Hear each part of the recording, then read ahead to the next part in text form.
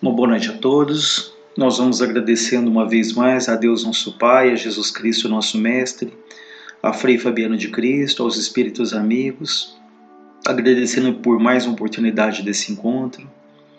Que luz se faça em todos os lares da terra, que luz se faça no nosso lar. Hoje nós vamos falar um pouco sobre a questão da maledicência. E nós iniciamos com o capítulo 10 do Evangelho segundo o Espiritismo, em que ele fala sobre o argueiro e a trave no olho. Ele nos diz: é uma insensatez dos homens ver o mal nos outros antes de ver aquele que está em nós próprios. Para julgar-se a si mesmo, seria preciso poder olhar seu íntimo no espelho, transportar-se de algum modo para fora de si, se isso fosse possível, e se considerar como uma outra pessoa, perguntando-se: o que eu pensaria se visse alguém fazendo o que eu faço? Indiscutivelmente, o orgulho faz com que o homem disfarce seus próprios defeitos, tanto morais quanto físicos. Essa insensatez é totalmente contrária à caridade, pois a verdadeira caridade é modesta, simples e indulgente. A caridade orgulhosa é contrária ao bom senso, já que esses dois sentimentos se neutralizam um ao outro. De que maneira um homem bastante vaidoso por crer na importância de sua personalidade e na supremacia das suas qualidades, pode ter ao mesmo tempo abnegação suficiente para fazer sobressair nos outros o bem que poderia ocultá-lo, em lugar de ressaltar o mal que poderia destacá-lo. O orgulho, além de ser o pai de muitos vícios, é também a negação de muitas virtudes. Encontramo-lo como base e como razão de quase todas as más ações. Eis porque Jesus se dedicou a combater o orgulho como principal obstáculo ao progresso. Então esse texto nos fala sobre a dificuldade ainda gigantesca que temos em nos analisarmos, nos conhecermos, e em contrapartida a facilidade que temos de percebermos ali os defeitos alheios. E no livro Para Páginas do Espiritismo Cristão, de Rodolfo Caligares, ele fala sobre a maledicência, que tem uma relação bastante íntima com o que nós acabamos de ler. Então ele fala: antes de falardes, aconselho um sábio mestre espiritual, tende o cuidado de examinar se aquilo que ides dizer satisfaz a esses três requisitos: ser verdadeiro, ser agradável, ser animador. Do contrário, deixar-vos ficar calados. Infelizmente, não aprendemos ainda a virtude do silêncio. E o que é pior, experimentamos um prazer imenso em falar desnecessariamente e em demasia, descambando muitas e muitas vezes para a maledicência, para a fofoca, sem sequer nos apercebermos disso. Basta que duas ou mais pessoas nos reunamos em conversação livre para que instantes depois já estejamos a dizer mal dos outros. Então ele nos fala que ainda não aprendemos a virtude do silêncio e que temos um prazer enorme em falarmos ali da vida de alguém. É interessante esse exemplo que ele dá, que basta que nos reunamos em duas ou mais pessoas, daí a pouco nós já estamos falando mal de alguém. Dá para imaginar uma festa de família, por exemplo, em que a gente não fala ali de um parente ausente, não faz um comentário, uma piada jocosa, preconceituosa, enfim. Ele diz que ainda temos esse prazer de falar da vida dos outros. E nós nos perguntamos por que isso? Por que essa tendência, Poderíamos pensar em vários motivos, mas um deles é, na medida em que nós falamos da vida de alguém, falamos mal de alguém, apontamos ali as supostas deficiências que o outro tem, é como se nós disséssemos: olha, eu não sou tão bom, mas tem gente muito pior do que eu, Então, na medida em que eu canalizo a minha energia para falar do outro, isso impede que eu pare para analisar, para pensar nas minhas próprias dificuldades. E temos esse prazer, como foi dito, porque nós escolhemos ali os bodes expiatórios, Sejam pessoas ali do nosso convívio, sejam aqueles que têm um distanciamento, como políticos, prostitutas, enfim, uma série de pessoas em que projetamos ali as nossas críticas, porque na medida em que eu critico o outro, né, eu tiro o foco daquilo que interessa, que é fazer ali uma autoanálise, né? Então é muito perigoso isso, sobretudo hoje com as redes sociais. É muito comum nós darmos opinião sobre tudo, criticarmos tudo, de assuntos que nós conhecemos apenas superficialmente, mas à medida em que alguém entra numa rede social, ele se vê no direito ali de fazer as críticas mais pesadas, mas críticas que muito provavelmente nós não faríamos se estivéssemos cara a cara ali com aquela pessoa, né? Porque não teríamos argumentos suficientes para manter aquela opinião, teríamos medo da resposta que ouviríamos, né?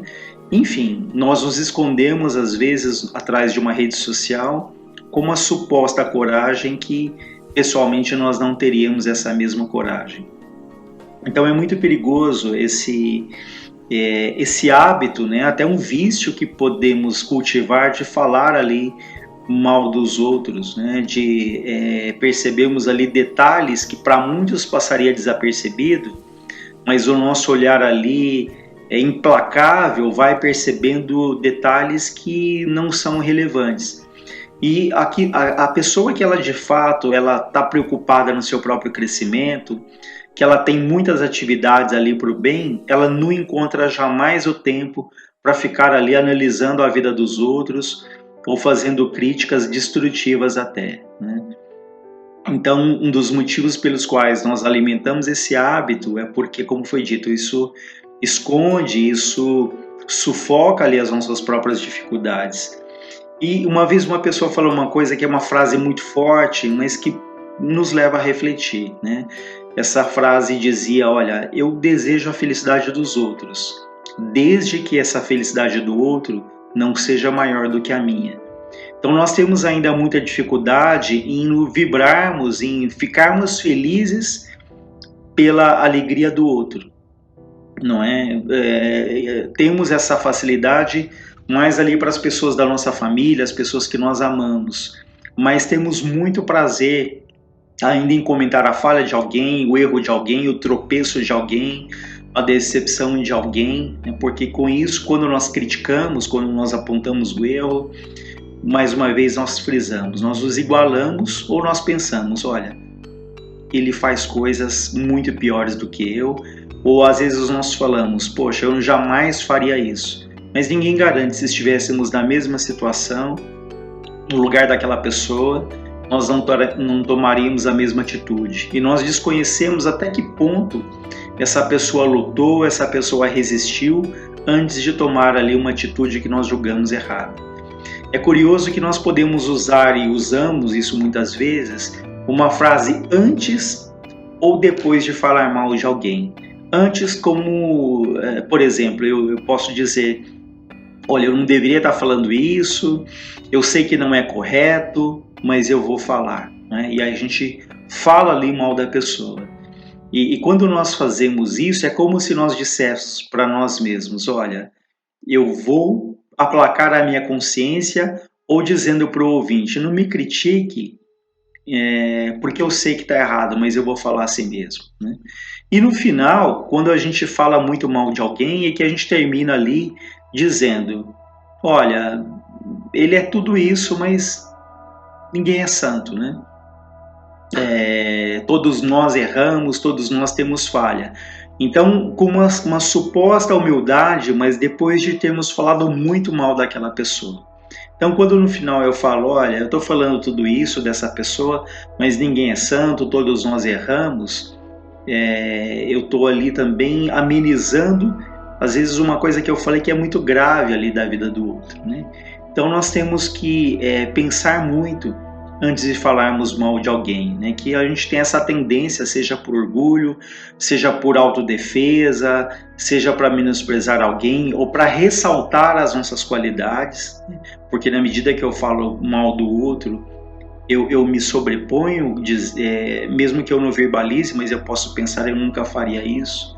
E muitas vezes isso acaba se tornando de fato ali um hábito, né, que é bastante perigoso, porque quando nós falamos mal de alguém, talvez aquilo não tenha retorno, né? Nós tivemos aí durante esses dias uma ventania fortíssima, né? Isso faz pensar um exemplo de um motociclista que ele está na Marginal Pinheiros e com ali uma série de documentos ali na moto e com aquela ventania, imagina que esses documentos caem na Marginal Pinheiros e eles sejam levados, né? Em pleno a hora do rush ali, 6 horas da tarde. Será que esse motociclista ele consegue reorganizar, reunir de novo esses documentos? Muito dificilmente, né? Provavelmente ele não consiga mais recolher aqueles documentos que eles foram levados pelo vento. Da mesma maneira, fazendo um paralelo com essa questão, nós podemos falar mal de alguém, né? Coisas que chegam aos nossos ouvidos que a gente nem sabe se é verdade, né? Mas o livro até fala sobre isso, que aquilo chega, nós não só repassamos aquilo que chega até os nossos ouvidos, mas quantas vezes colocamos a nossa pitada, né? O nosso tempero, acrescentando ali algum fato que dê mais emoção à nossa narrativa, e quantas vezes aquilo que nos chega não é de fato verdade, né? Às vezes a interpretação daquele que nos falou, às vezes é uma mágoa que aquele que falou está nos passando, e nós não só acalentamos aquilo, como compartilhamos, até acrescentando detalhes a mais.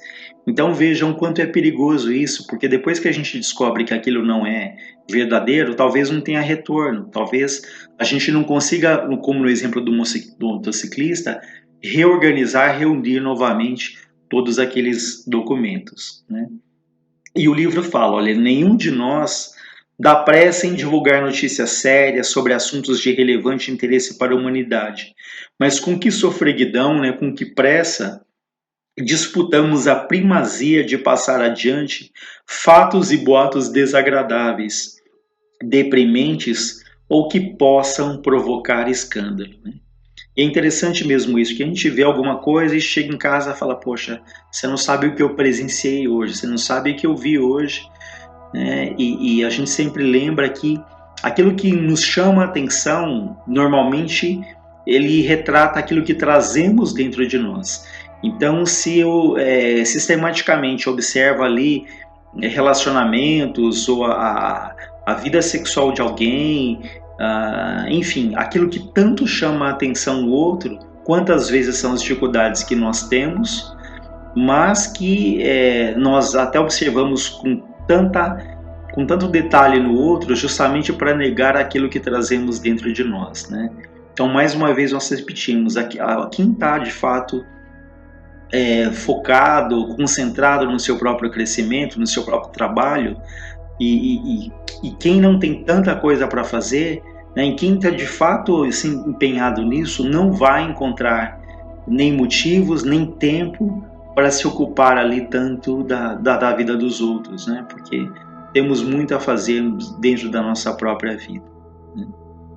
Então, essa questão da fofoca, da maledicência, ela é bastante perigosa, né? Ela é, como foi dito, pode realmente se tornar ali um vício. E aquilo, né? Quando a gente fala também tudo que a gente pensa, a gente acaba ouvindo o que a gente não quer, né? Então, e ninguém gosta que falem mal da sua própria vida, né? E infelizmente, às vezes a gente pode ter que passar por situações de sofrer uma calúnia, né? Histórias que falam sobre a nossa vida que não são expressão da verdade, para que a gente possa aprender o quanto dói, o quanto custa ali também falar alguma coisa da vida do outro que não é real, né?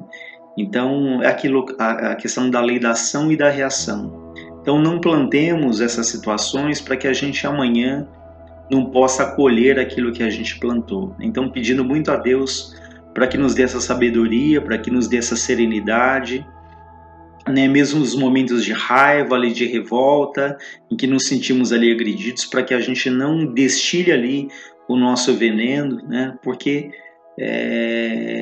Jesus fala isso, tem no Boa Nova, né? Que ele fala, fale aquilo que for necessário, né? Evite ali perder tanto tempo em discussões, em atritos, né, em discussões estéreis, ele fala, que não vão nos levar a nada. E a gente lembra daquela frase que diz que às vezes é melhor a gente ter paz do que ter razão, né? Então é claro que há situações que nos pedem ali um posicionamento, talvez um pouco mais de energia, mas há tantas outras que o nosso silêncio seria o melhor remédio, que o nosso silêncio iria apaziguar uma situação que está ali difícil, né? Porque o tempo vai recolocando tudo no seu devido lugar.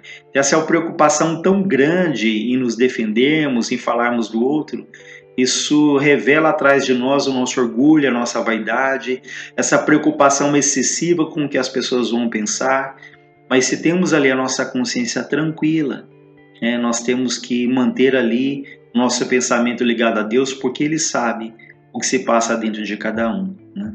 Então, dentro desse contexto, fica aí o convite para que nós evitemos ali esses julgamentos, evitemos esses comentários sobre a vida dos outros, comentários desnecessários, comentários que muitas vezes não são a expressão da verdade, né?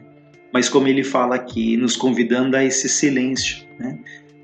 Estamos numa época que tem nos pedido muito isso, muito, né? Em que a gente percebe que as pessoas estão cada vez mais irritadas, né? A dificuldade que se tem de ouvir ao outro. Então fica aí esse desafio, esse convite para que nós, mais uma vez repetindo o que o Frei Fabiano fala, né? Falar menos, agir bastante. Aquilo que eu puder fazer em silêncio, eu farei. Então fica esse convite para que a gente tenha esse silêncio interior e que a gente aprenda, né, que ao ouvir ali com um pouco mais de atenção a que o outro tem para nos falar, e que a nossa boca, né, ela seja expressão, né, de palavras de bom ânimo, de palavras de sensatez, de palavras de respeito. Uma época em que se prega tanto ali a asepsia, a higiene, nas suas mais variadas formas, talvez ali seja um período para que as nossas palavras também elas tenham ali o cuidado, o respeito, o carinho com aquele que recebe esse influxo, né? Porque as nossas palavras, elas naturalmente vão sendo ali carregadas pelo teor dos nossos pensamentos, das nossas vibrações. Então fica aí para a nossa reflexão. Uma boa noite a todos, um bom final de semana.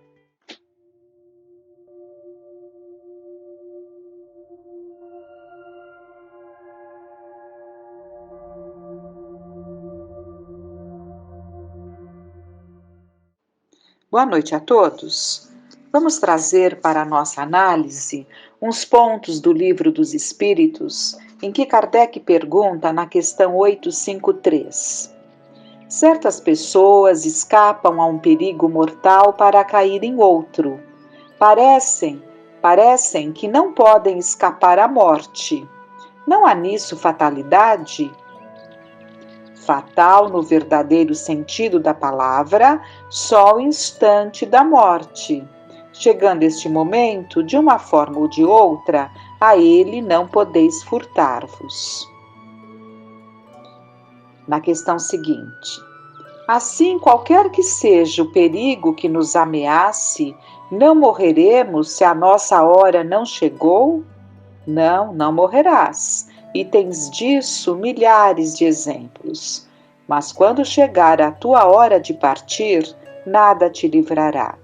Deus sabe com antecedência qual gênero de morte pelo qual partirás daqui, e frequentemente teu espírito também o sabe.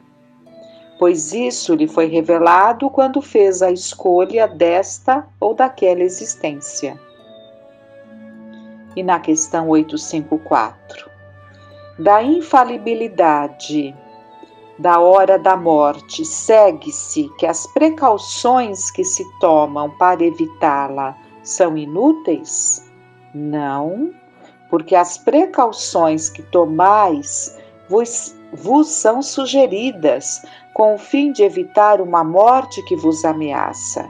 São um dos meios para que ela não se verifique.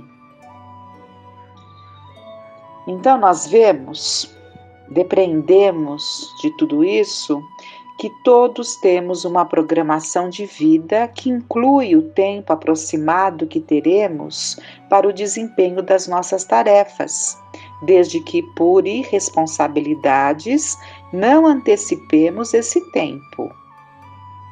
Para clarear, então, vamos ver uma situação no livro Ação e Reação de André Luiz, na psicografia de Chico Xavier.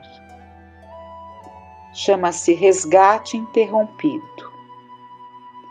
Acompanhando o assistente, narra André Luiz, passamos a cooperar na reharmonização de pequena família domiciliada em subúrbio de populosa capital. Ildeu, o chefe da casa, homem que mal atingira a madureza física, pouco além dos 35 anos de idade, encontrara em Marcela a esposa abnegada e mãe de seus 3 filhinhos, Roberto, Sônia e Márcia. Entretanto, seduzido pelos encantos da jovem Mara, moça leviana e inconsequente, tudo fazia para que a esposa o abandonasse. Marcela, porém, educada na escola do dever, dedicava-se ao lar e tudo fazia para não deixar perceber a própria dor. Pelos gestos rudes e pela deplorável conduta em casa, não desconhecia a modificação do pai de seus filhos, e recebendo cartas insultuosas da rival que lhe disputava o companheiro, sabia chorar em silêncio, confiando-as ao fogo para que não caíssem sob o olhar do esposo. Doía-nos cada noite vê-la em prece ao lado das criancinhas.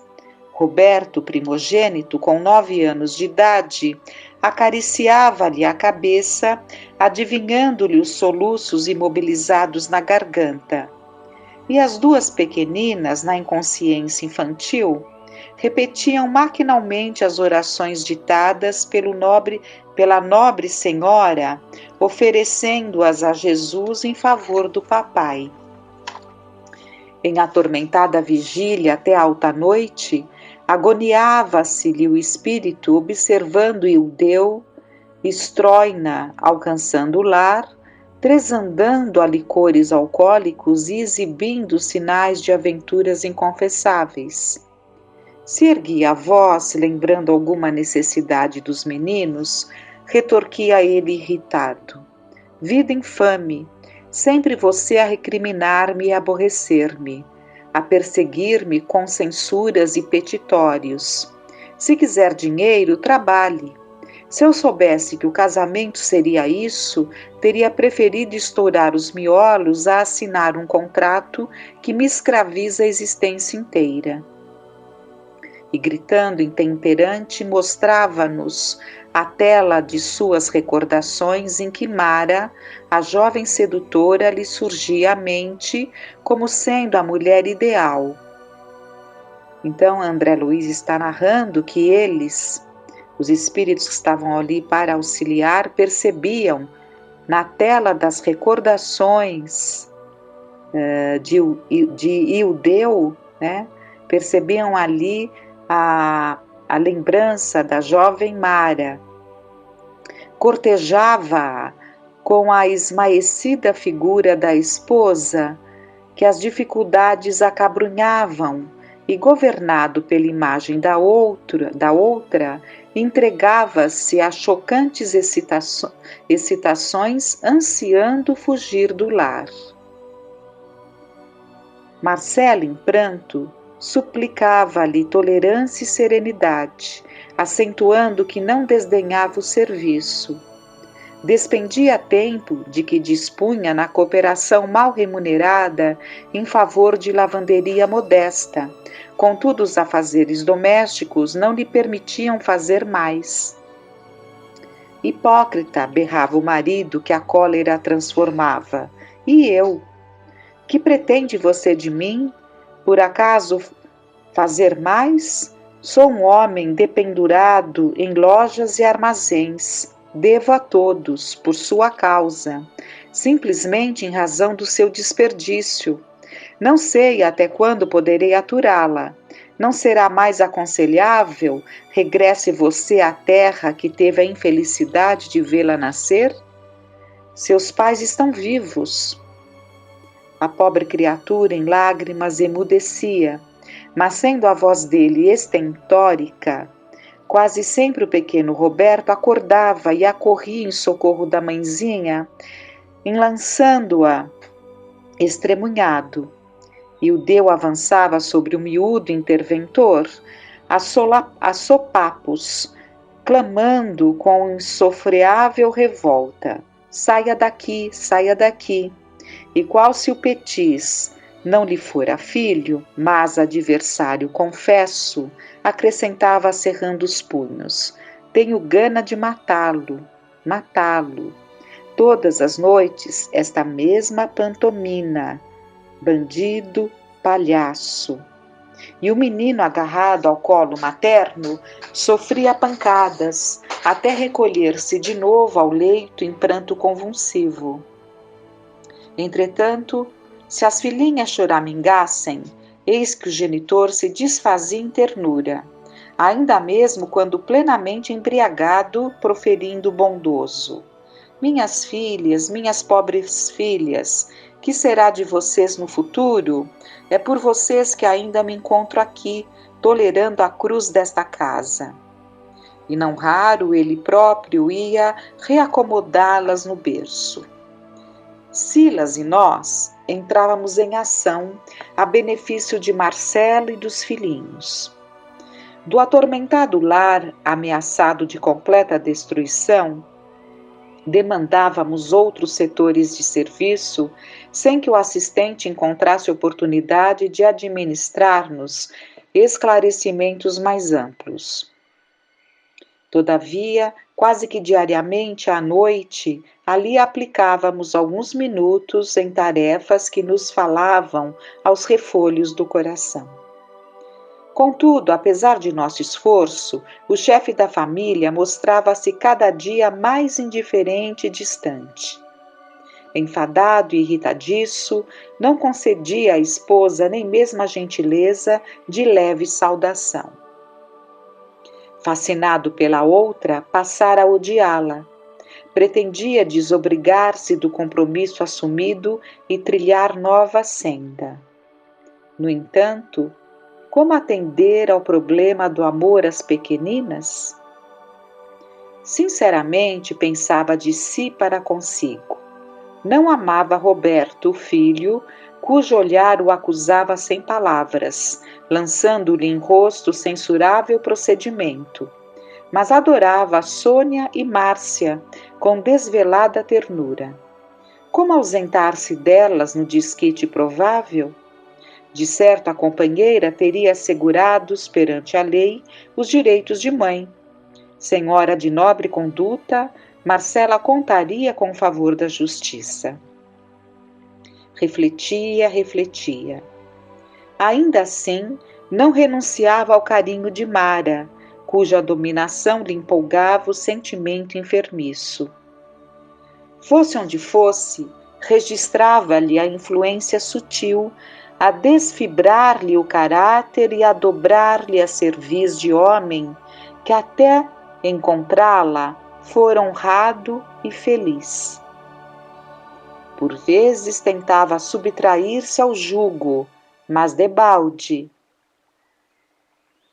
Então, se ele tentava algumas vezes fugir desse jugo, é porque ele percebia, né, que ele estava dentro de um processo de total entrega, subjugado pela moça.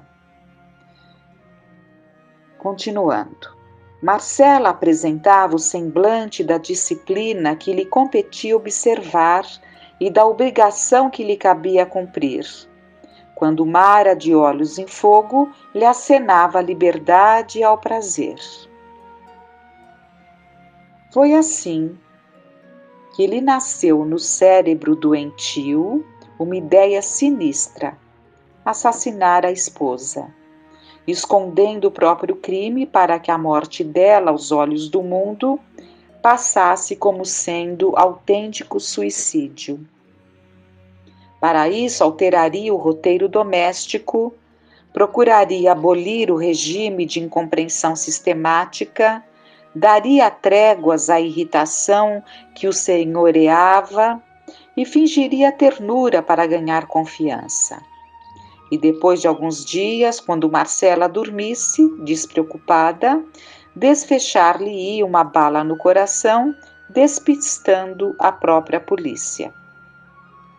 Acompanhamos-lhe a evolução do tresloucado plano, porquanto é sempre fácil penetrar o domínio das formas pensamentos vagarosamente construídas pelas criaturas que as edificam, apaixonadas e persistentes em torno dos próprios passos. Isso nós sabemos, que quando nós temos ali pensamentos insistentes, eles passam a criar vida, né? a se refletirem, e por isso que facilmente se percebe os planos, né? Porque tudo fica ali muito claro diante das formas, pensamentos que se materializam em torno de nós mesmos. Na aparente calmaria que sustentava, Ildeu, embora sorrisse, exteriorizava ao nosso olhar o inconfessável projeto, armando mentalmente o quadro criminoso, detalhe por detalhe. Para defender Marcela, porém, cuja existência era amparada pela mansão que representávamos, o assistente reforçou na casa o serviço de vigilância. Então, todos os cuidados foram tomados para que aquele plano não avançasse.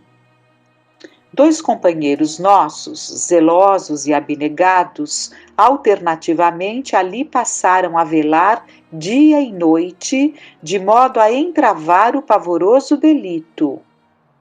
Achávamo-nos certa feita em atividade assistencial ao pé de alguns doentes, quando o irmão em serviço veio até nós, comunicando inquieto a precipitação dos acontecimentos. De alma aturdida pela influência de homicidas, porque nós sabemos que os pensamentos felizes, pensamentos equilibrados, pensamentos nobres atraem pensamentos semelhantes, presenças de condições, ao mesmo tempo que esses pensamentos infelizes, destrutivos, cruéis, atraem presenças inferiores. Aqui no caso, ele estava planejando um assassinato, portanto, ele atraiu presença que causava uma influência em seus pensamentos de homicidas desencarnados, que lhe haviam percebido os pensamentos expressos. Intentaria Ildeu aniquilar a companheira naquela mesma noite. Silas não vacilou.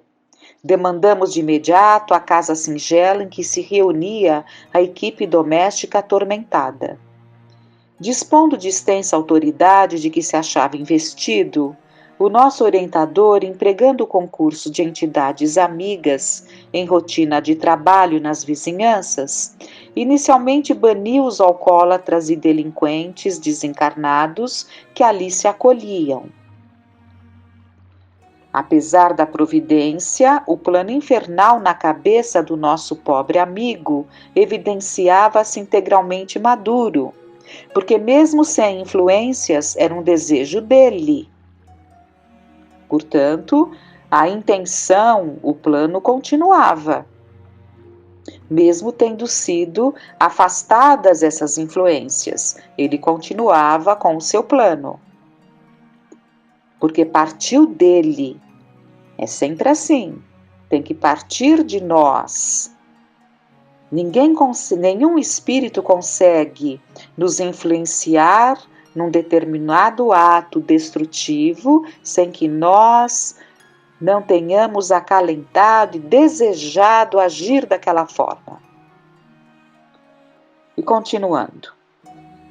A madrugada ia alta, com o coração precípite, relanceando o olhar medroso pelas paredes nuas do gabinete em que examinava o pente de uma pistola, qual se nos adivinhasse a presença, o chefe da família revelava-se disposto à consumação do ato execrável.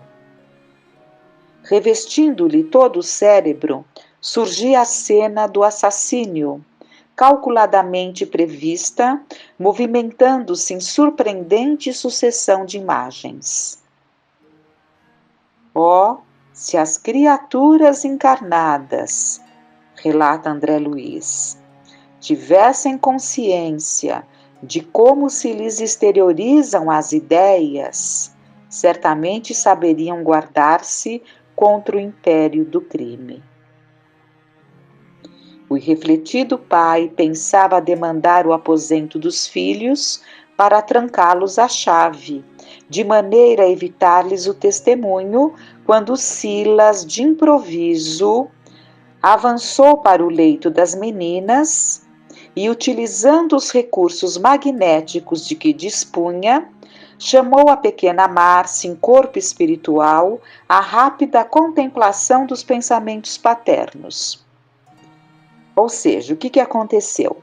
Antes que ele fechasse a porta do quarto das crianças, porque aí provavelmente acabaria acontecendo até ali aquele assassinato, né? O Silas, que era o orientador que estava coordenando todo esse trabalho de auxílio em relação a esta família,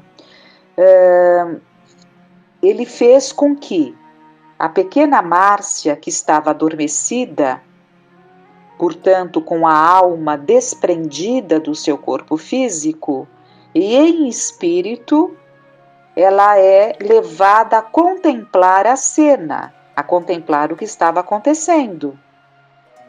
Então, vamos ver o que acontece. Ela percebeu os pensamentos paternos. Então, em espírito, com a lucidez que o fato de estarmos fora do corpo físico, tudo se clareou para ela e ela percebeu então claramente a intenção do pai. A criança, em comunhão com um quadro terrível, experimentou tremendo choque e retomou de pronto ao veículo físico, bradando desvairada como quem se furtasse ao domínio de asfixiante pesadelo. Então ela retorna rapidamente ao corpo, assustada, apavorada com o quadro que ela tinha visto, retorna ao corpo e grita: papai, paizinho, não mate, não mate.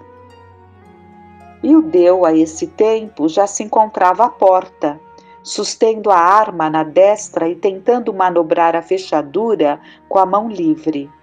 Os gritos da menina ecoaram em toda a casa, provocando alarido. Marcela, num átimo, pôs-se de pé, surpreendendo o marido ao pé da filha, e junto deles o revólver augurando maus presságios. A mulher bondosa, incapaz de suspeitar das intenções dele, recolheu cautelosamente a arma e, crendo que o esposo pretendera suicidar-se, implorou em pranto: ó Ildeu, não te mates. Jesus é testemunha de que tenho cumprido retamente todos os meus deveres. Não quero o remorso de haver cooperado para semelhante desatino que te lançaria entre os réprobos das leis de Deus. Procede como quiseres, mas não te despenhes no suicídio. Se é de tua vontade, monta nova casa em que vivas com a mulher que te faça feliz. Consagrarei minha existência aos nossos filhos, trabalharei conquistando o pão de nossa casa com o suor do meu rosto. Entretanto, suplico, não te mates. A generosa atitude daquela mulher sensibilizava-nos até as lágrimas. Então vamos parar no momento, porque chegamos no ponto principal trazido para a noite de hoje, que foi a proteção que Marcela recebeu, porque não estava sujeita a desencarnar nessas circunstâncias. Dando então, clareando as questões que nós vimos anteriormente no Livro dos Espíritos. Há outros pontos muito importantes a serem analisados no próximo encontro, né? Nós podemos analisar ali a razão da repulsa pelo filho, o extremado amor pelas meninas.